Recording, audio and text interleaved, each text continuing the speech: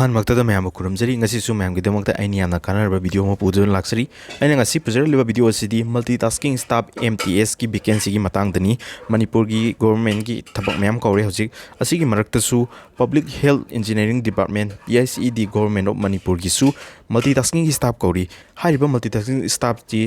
10 पास तंग ओइरबा candidate सिंगना apply तौबा यागनी हादि इसागी माही की थाक मिनिमम क्वालिफिकेशन जे 10 पास होदोनी सिदा वीडियो सिदा मयामदा हजे हजे करम्बा जॉब सिंग लाई हाबिना सिंगबसु आई वीडियो गी लोइरप मतमदा मयामदा तमजगे अदुगा हजे सिगी MTS की मल्टीटास्किंग की स्टाफ सिगी ओइना एम्प्लॉयमेंट एक्सचेंज से कंपलसरी ओइगनी मणिपुर की थबक तौनिंगबा मणिपुर गवर्नमेंट की थबक त जॉइन तौनिंगबा कैंडिडेट सिंग लोइना एम्प्लॉयमेंट एक्सचेंज त रजिस्टर तौबियु अदुगा एक्सचेंज त स्पॉन्सर तौबगी डेट सी डिस्ट्रिक्ट अमगा मानदे अदो मैम अइना खंगजबसिंगदो मैम द शेयर तौजगे वीडियो सी एक्सप्लेनेशन तौबदा सोयब यावरगसु मैम कमेंट सेक्शन दा हाबिरमु MTS मल्टीटास्किंग स्टाफ सिगी एग्जाम पैटर्न सु आई मैम दा थमजगे लास्ट डेट सु मैम दा खंगनजगे क्वालिफिकेशन क्या होगिनी एज लिमिट क्या होगिनी सैलरी क्या फंगनी हाबा वीडियो सिदा मैम दा खंगनजगे गवर्नमेंट जॉब पामजब इसल नाउसिंग दा चैनल सिबु शेयर तौबियु चैनल सिबु सब्सक्राइब तसमिरु वीडियो सिबु लाइक तौबियु मैम फमदा निंगसिंगजरी हजिक Manipur government of Manipur public health engineering department थोक नोटिस की मतुंग इन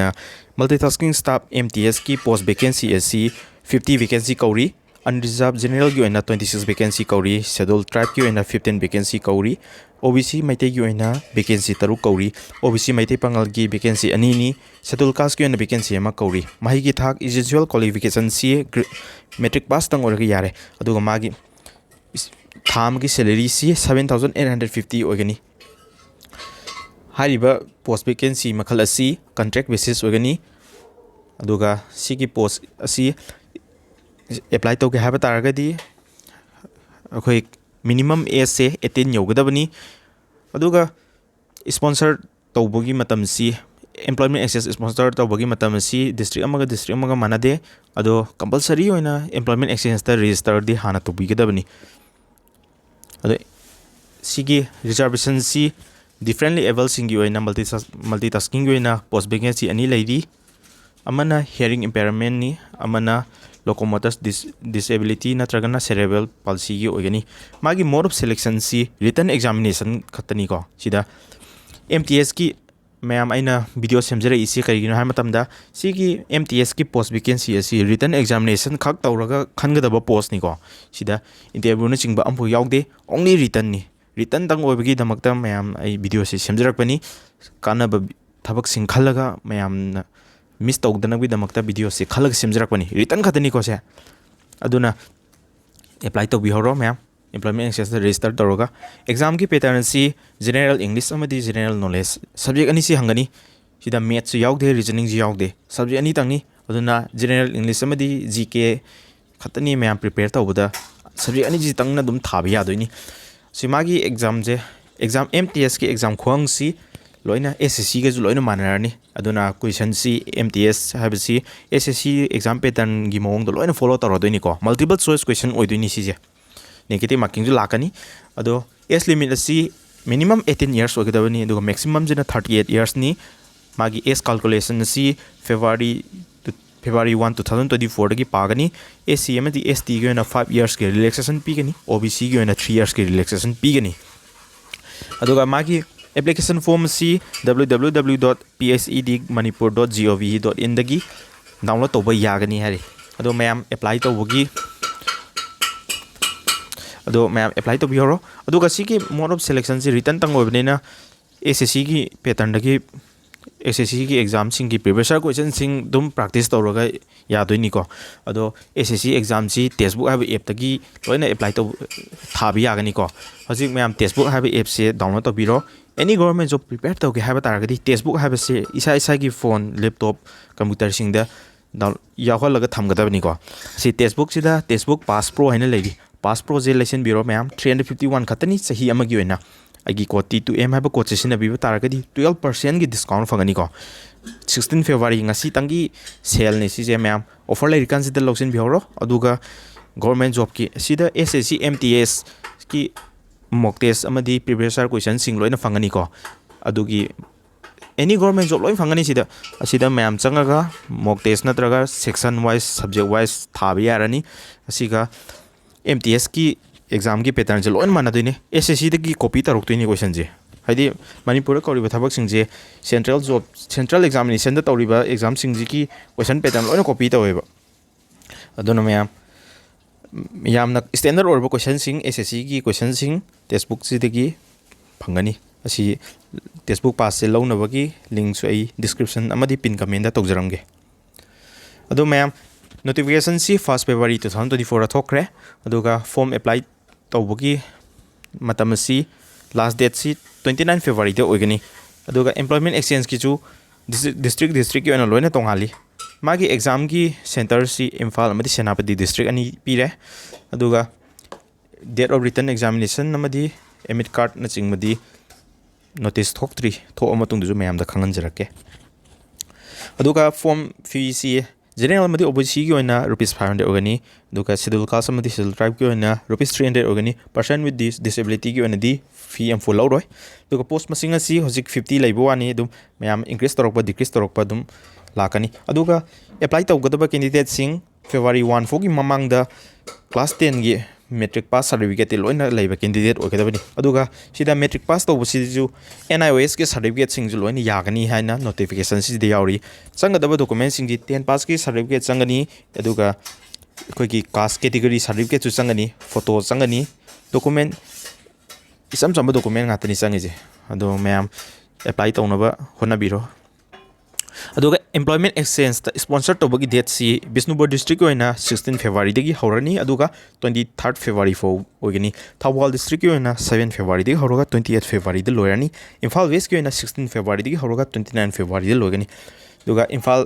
East kina 19 February degi horoga 28 February de logani mayam vacancy su 50 ni aduga selection process su only written obenina apply to sin bihoro mayam salary su 7850 ogani aduga post vacancy ki makhal sidi contract ogani permanent post ti oidri aduga apply tawnaba magi form je download togadamni ko website ki www.pscd.manipur.gov.in daki form download to yagani aduga mayam hoji laiba government job amadi exam sing karke lai habdo mayam da tentang thamjage medical experience sing yona NEET UG lai 10+2 science appearing amadi pass tawroba singna apply toba yagani minimum age se 17 degi hore last date of form submission si March ki date 9 ogani exam na 5th May da ogani aduga hoji Manipur Secretariat ki Secretariat assistant peon driver MTS staff na singba LDC post mayam kauri sigi posting gi जो आई video सेमजाख्रबनी last date सी मार्च की date 7 दोगनी last date का employment exchange की register तौबगी date का खेनै को सिजो district की ओइना lion खेनै अदुना ma'am इसाई की employment exchange त चलगा करम मतमदगी एक्सचेंज की रजिस्टर तौबगी मतम अमदी स्पॉन्सर की डेट सिंगदो मैम खंगदोकपियो अदुगा state academy of training recruitment LDC की ड्राइवर लाइट मोटर व्हीकल की ड्राइविंग लाइसेंस कार्ड लाइबा ओगेदबनी हारिबा पोस्ट की ओइनसु मागी लास्ट डेट 27 February ओगनी एज लिमिट 21 देना 38 फोगी ओगनी अदुगा सेरिकल्चर डिपार्टमेंट की cooperative inspector LDC driver peon सिंबा पोस्ट मखल मयाम कौरी लास्ट डेट सी मार्च की डेट 7 ओगनी दुगा होजिक UPSC Indian public service commission की सिविल सर्विस की एग्जाम अमदी IFS की प्रीलिम की एग्जाम की लास्ट डेट 5 March तो ओगनी एज लिमिट सिना 21 दगी होरगा 32 years पो ओगनी एग्जाम सेंटर इम्फाल दा तागनी को मैम प्रीलिम्स की ओइना अदुगा डेट ऑफ एग्जाम सी 26 May दा ओगनी अदुगा हजिक मैम अग्निपथ की आर्मी की रिक्रूटमेंट सु लाए 8 पास की जो पोस्ट यावनी 10 पास 12 पास की पोस्ट यावनी एज लिमिट असि 17 हाफ्तेना 21 years पो ओगनी लास्ट डेट सी 21 March ओगनी अदुगा मागी एग्जाम की डेट सु थोए एग्जाम की डेट से 22 April दा ओगनी अदुगा इंजीनियरिंग तमनिंग कैंडिडेट सिंग जी मेंस सेशन 2 की 2024 की नोटिस थोए मागी पास मागी एजुकेशनल क्वालिफिकेशन जी 12 पास नत्रगना 12 अपेयरिंग ओरजु याइको अदुगा लास्ट डेट सी मार्च की डेट 2 ओगनी एग्जाम मतम सी 1 April की होरगा 15 April फो की मनुंग लाकनी अदुगा जी इंडियन कोस्ट गार्ड की जो नेविक जनरल ड्यूटी की वैकेंसी जो कौरी minimum age limit asi 18 na 22 years po ogani sida magi qualification si 12 pass with physics and maths physics ka maths ka je lorok targadi apply to bu yar ko aduga Manipur gi PHED department Manipur gi oina MTS ki recruitment hoji aina video semjari se maro oina sigi public health engineering department sigi oina ni sigi video si myam yang bi bataragadi detail notification ju khangbirani last date si February 29 ni adubu employment exchange ki sponsor tawbagi matam di district ki khenai ai video sigi mamang ju myam haijakravani ado Manipur University gi oina account assistant LDC unit PO na chingba post su kauri magi last date su February 23 da ogani myam any government job apply to ningba leresu notification ki explanation duka myam na chit aina nga explain to sida chithan anda biar ju myam comment section da haibiramu aduga myam na government job khuding maki UPSC gi oiro natragana SSC oiro any government job ki magi video lecture na chingba class note na chingba myam pambiragsu myam aigi YouTube channel changbiro aduga kwaidigi sponsor tawba video thorakani ko aham YouTube channel hek sang matamda adugi video dugi description da ju hapsarabani sigi video gi description da ju mayamna coaching chat pangam daba sing yorom be ado course sing ahong mamal da mayam do loi fangan jage latest oraba hujik ano no pattern gi mayam loi fangan jage mayam description da link thajaramage asi yone de mayam video si tension jage Indian Army angnipat ki ju mayam video pujara subscribe to dirbo oragadi video si like to biro channel si subscribe to biro na mayam famda ningsingjari thank you